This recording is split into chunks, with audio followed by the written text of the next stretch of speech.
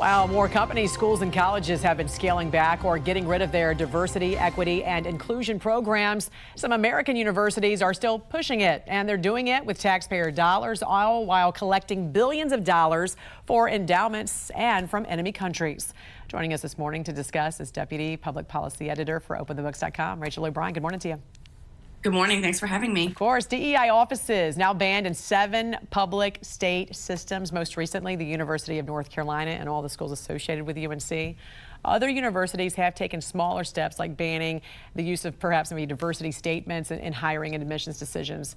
What is Ohio State University doing?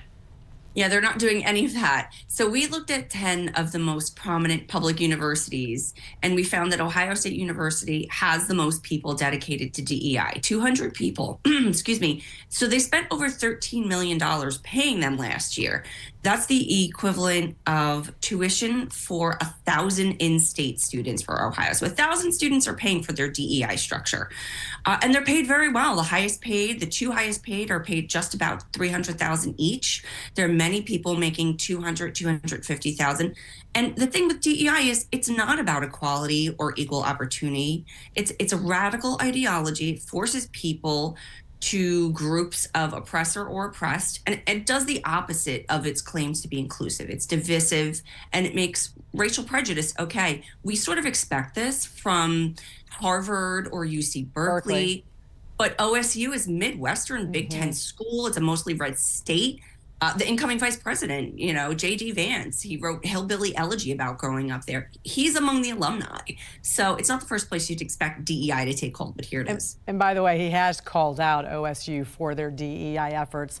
OSU and other universities also receive a lot of money from hostile foreign governments. Tell us more about this.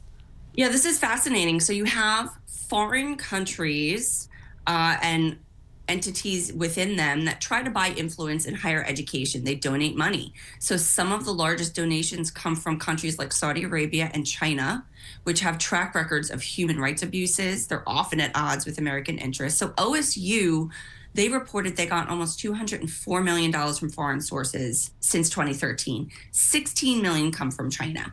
One fascinating thing we found there was an OSU researcher from China.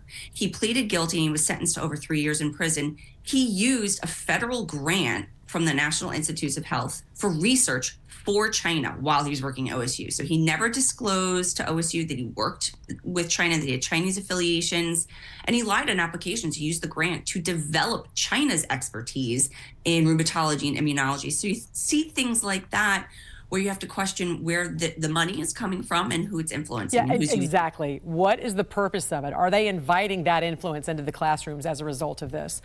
When you talk about foreign funding, there's also funding from within our own country and also from our own government. How much is OSU getting from U.S. taxpayers? Yeah, so OSU has an $8 billion endowment. They're doing very well. They have plenty of money to pay for whatever they need. But since 2020, they received $3 billion from the U.S. government. And so that's about $700 million a year in taxpayer money. And they go to whatever OSU wants to pay for, but some of them are really silly projects. We found over $700,000 from the Department of Agriculture to convince people that eating insects is an acceptable food source and try to get that going in the United States. $750,000 from the National Science Foundation to what they call targeting misinformation. And what we know from our segment a few weeks ago, it's not about targeting misinformation, it's about silencing government critics. So lots of money coming from the U.S. government, and OSU has this huge endowment. They don't need it, just like many others. Which is coming from all of us. They have an $8 billion endowment, yet taxpayers are giving them $3 billion. Yeah. Despite that. All right. Yeah. OpenTheBooks.com's Deputy Public Policy Editor, Rachel O'Brien. I know I won't see you next week, so Merry Christmas, Happy New Year. Thanks for joining us. Merry Christmas. Thank you, Jan. Thank you.